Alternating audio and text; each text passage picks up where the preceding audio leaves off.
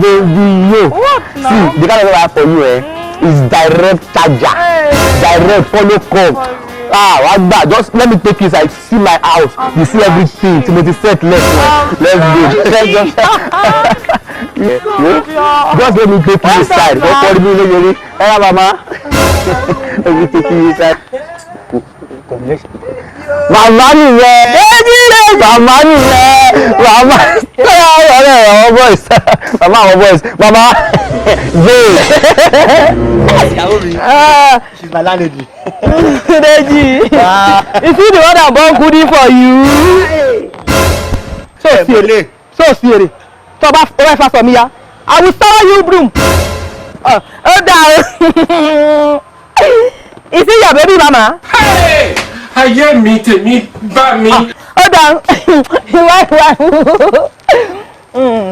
He has born 7 children. Oh. Keep quiet. 7 like this. Ọmọ méje.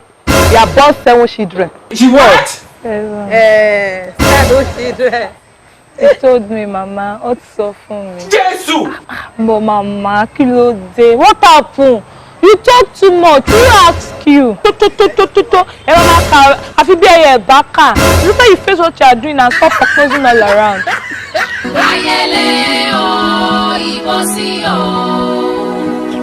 Ṣé mo ti sọ̀rọ̀ jù ni?